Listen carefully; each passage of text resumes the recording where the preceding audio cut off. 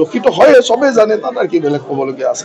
ইডিক ধন্যবাদ দিব লাগে যে এনেকুৱা সবল সিদ্ধান্ত ল'ব পাৰিছে।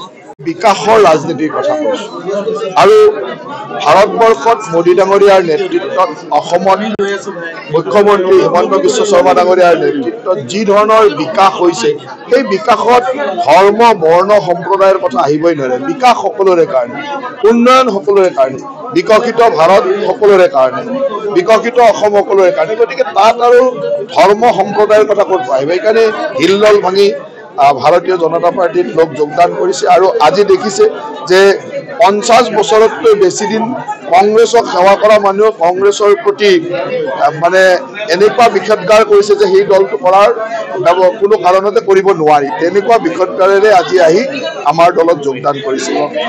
আজি সংখ্যালঘু সম্প্ৰদায়ৰ মহিলা হৈও মানে অসমত ৰাজ্যিক মহিলা কংগ্ৰেছৰ সভানেত্ৰীৰ দৰে দায়িত্ব, ৰাষ্ট্ৰীয় মহিলা কংগ্ৰেছৰ জেনেৰেল ছেক্ৰেটাৰীৰ দৰে দায়িত্ব পালন কৰা মহিলাও আজি আহি আমাৰ দলত যোগদান কৰিছে। তাৰ মানেটো কি হ'ল যে আজি মোদী ডাঙৰীয়াৰ নেতৃত্বত, হিমন্ত বিশ্ব শৰ্মা ডাঙৰীয়াৰ নেতৃত্বত যি ধৰণৰ কাম হৈছে, এই কামৰ প্ৰতি তেখেতসকলে আস্থা প্ৰকাশ কৰিছে আৰু সেই আস্থাৰে ভাৰতীয় জনতা পাৰ্টিত যোগদান কৰিছে। প্ৰধান বৰুৱা ইতিমধ্যে প্ৰচাৰ চলি আছে, তাৰ বিপৰীতে কিন্তু কংগ্ৰেছত দেখিব গৈছে এতিয়ালৈকে কনফিউজনত আছে, মানুহ বিচাৰি পোৱা নাই। মোৰ হিচাপত মানুহ বিচাৰি পোৱা নাই, বিচাৰি আছে কোনে খেলিব। কাৰণ এতিয়া এই ধৰণে যিটো পৰিৱেশ, কোনেওতো টিকট ল'বও নিবিচাৰিব লখিমপুৰ। কাৰণ লখিমপুৰ সকলোৱে জানে যে মিনিমাম 5 লাখ ভোটৰ ব্যৱধানত হাৰিব।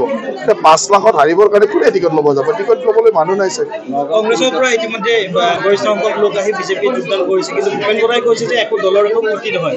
তেওঁ এতিয়াও তেনেকুৱা ধৰণৰ মন্তব্য কৰি আছে যে ৰাজনীতি কংগ্ৰেছৰ কাৰণে এইটোৱে দুৰ্ভাগ্য যে দ্বিজেন শৰ্মাৰ দৰে জ্যেষ্ঠ নেতা, শৈলেন বৰাৰ দৰে জ্যেষ্ঠ নেতাই যেতিয়া কংগ্ৰেছ এৰিব খোজে তেতিয়া কংগ্ৰেছৰ গাত নালাগে। কিন্তু আব্দুল খালেকে কংগ্ৰেছ এৰিব খুজিলে একেবাৰে সোনিয়া গান্ধীলৈকে গা বেজ বেজাই যায়। এইটোৱে কংগ্ৰেছৰ কাৰণে দুৰ্ভাগ্য আৰু সেইকাৰণে কংগ্ৰেছ দলটো আজি এই পৰ্যায়লৈকে গৈ আছে। যোৰহাটত কি হ'ব পাৰে? লক্ষীল গগৈ কৈছে ইংৰাজী ক'ব জানিলে হিন্দী ক'ব জানা মানুহেহে সাংসদ হোৱাটো উচিত। কথাটো এইটোৱে যে যোৰহাটত আমি অতি কমেও 3 লাখ ভোটৰ ব্যৱধানত বিজয়ী হ'ম। আমাৰ প্ৰাৰ্থীত তপন গগৈ ডাঙৰীয়া 3 লাখ, অতি কম 3 লাখতকৈ বেছি ভোটৰ ব্যৱধানত বিজয়ী হ'ব। মাত্ৰ আপোনালোকে জুন মাহলৈ অপেক্ষা কৰক, সিমানেই কথা। কাৰণ কিছুমান মানুহৰ এটা মানে আমাৰ কি হ'ল, আমাৰ সমাজত বহু মানুহৰ মানে পৰিয়ালবাদৰ প্ৰতি এতিয়াও আকৰ্ষণটো শেষ হৈ যোৱা নাই। সেইকাৰণে এই কথাটো আলোচনা কৰি আছে। এই কথাটো অসমৰ বাকী সমষ্টিত চলা নাই। কিয় চলা নাই? যে তাত পৰিয়ালবাদৰ মানুহ হয়তো নাই, সেইকাৰণে আলোচনা চলা নাই। অসমৰ বিভিন্ন স্তৰত এনেকুৱা মানুহ আছে যে পৰিয়ালবাদটোক এতিয়াও জীয়াই ৰাখিব বিচাৰে। সেই জীয়াই ৰাখিব মানুহবিলাকে এই যোৰহাট সমষ্টিটো আলোচনা কৰি আছে। মই নাভাবোঁ যে যোৰহাটটো কিবা আলোচনা কৰিবলগীয়া বিষয়। যোৰহাটটো আমি 3 লাখৰ ওপৰৰ ব্যৱধানত আমি জিকি আছো, তাত কি আলোচনা কৰিব লগা আছে? গতিকে বাকী সমষ্টিতে কিছুমান বেলেগ সমষ্টিত আমি তাতকৈ কম ভোটৰ ব্যৱধানত জিকিম, সেইকেইটা আলোচনা হোৱা নাই, অকল যোৰহাটটো আলোচনা হৈ আছে। গতিকে তাৰ মানেটো এইটো যে আমি কৰবাত যেন এই পৰিয়ালবাদটোৰ কথাটো অলপমান ভাবি থাকো, কৰবাত যেন সেনেকুৱা মানুহৰ সংখ্যা আছে, সেইকাৰণে এইবিলাক আলোচনা হৈ আছে। যোৰহাট একো আলোচনা কৰিবলগীয়াই নহয়। 3 লাখৰ ওপৰত জিকিম, তাতকৈ বেলেগ কেইটামান চিট অলপ কম ভোটত জিকিম। আন 2টা সমষ্টি আছে যিটো তাতকৈ কমত জিকিম, বাকীবিলাকতো 4 লাখ 5 লাখত জিকিম।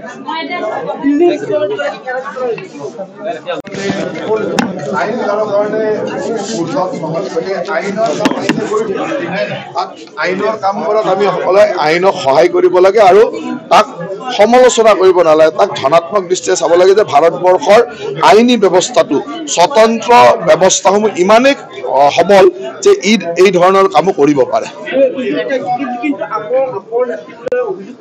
এতিয়া কোনোবাৰ নেতাজনক ধৰি নিলে তেওঁৰ তলৰ মানুহখিনি কিবা তেওঁক দোষী বুলি ক'ব নেকি? কালিতো দোষী নিৰ্দোষী আমি বাদ দিয়ক, কংগ্ৰেছৰ নেতাসকলে কৈ থকা নাই জানো? গতিকে দোষী নিৰ্দোষী আমি বাৰু শাসনত আছো, আমাৰতো বাদেই দিয়ক। কংগ্ৰেছেতো তেওঁলোকৰ লগতে ইমান দিন লাভ কৰি আছিল, কংগ্ৰেছৰ নেতাসকলে কৈ থকা নাই জানো? গতিকে কোনো নেতাক ধৰি নিলে তাৰ তলৰ মানুহবিলাকে নকয় দোষী বুলি, কিন্তু বাকী জনাইতো জানে তেওঁ দোষী হয় নে নহয়। দোষীটো হয় চবেই জানে, তাত আৰু কি বেলেগ ক'বলগীয়া আছে। ইডিক ধন্যবাদ দিব লাগে যে এনেকুৱা সবল সিদ্ধান্ত ল'ব পাৰিছে।